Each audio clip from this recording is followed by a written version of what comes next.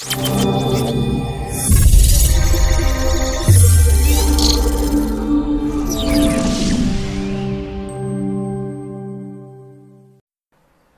वालेकुम दोस्तों, मैं हूं शाह रसूल। आप देख रहे हैं टेक्नोलॉजी। दोस्तों, आज की वीडियो में मैं आपको बताने जा रहा हूं इन्फिनिक्स नोट 5 के 3 अच्छे और 3 बुरी बातों के बारे में। इस फोन की जो अनबॉक्सिंग और रिव्यू की वीडियोस हैं वो मैंने अपलोड कर दी हैं इस चैनल पे। अगर आपने नहीं देखी तो यहाँ ऊपर आई बटन आ रहा होगा, उस पर क्लिक करके आप वो वीडियोस देख सकते हैं। तो स्टार्ट करते हैं सबसे पहले इस फोन के 3 अच्छी बातों के बारे में।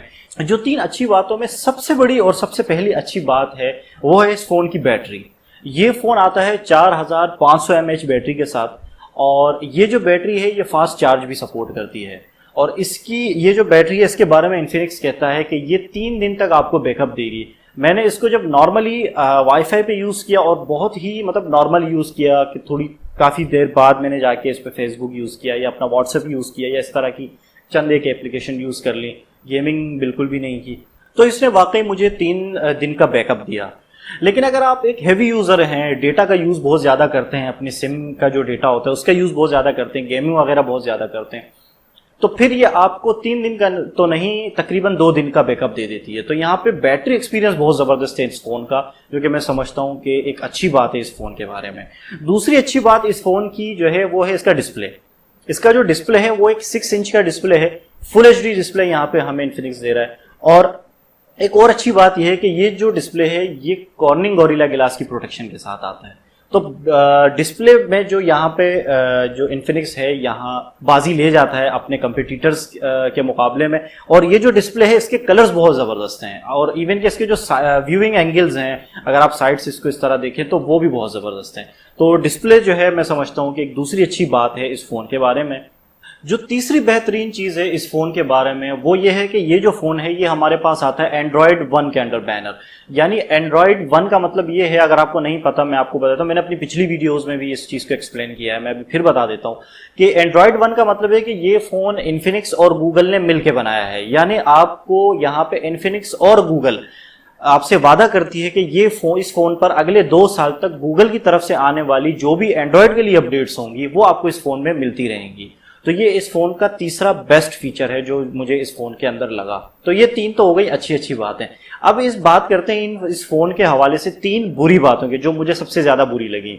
सबसे पहली जो चीज है वो है इस फोन की बिल्ड क्वालिटी।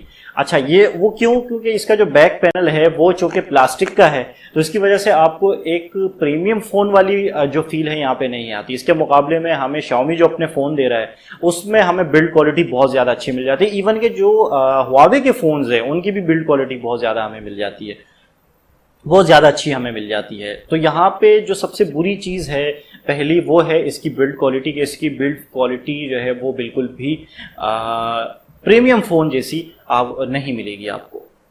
दूसरी जो चीज इस फोन के बारे में मुझे लगी, जो मुझे अच्छी नहीं लगी, वो है इसका फिंगरप्रिंट सेंसर। इसका जो फिंगरप्रिंट सेंसर है वो एक्यूरेट नहीं है। फास्ट तो है, जल्दी आपके फोन को अनलॉक कर लेता है, लेकिन एक्यूरेट नहीं है। एक्यूरेट से मुराद ये है मेरी कि इस फोन के फिंगरप्रिंट सेंसर के ऊपर आपको अपने फिंगर को प्रॉपरली प्लेस करना होगा, तभी जाके आपका फोन अनलॉक होगा। लेकिन फास्ट इस वजह से कि अगर आप अपने फिंगर को इस फोन के फिंगरप्रिंट सेंसर के ऊपर प्रॉपरली एक दफा प्लेस कर दें तो ये फोन ही आपके फोन को अनलॉक कर देता है।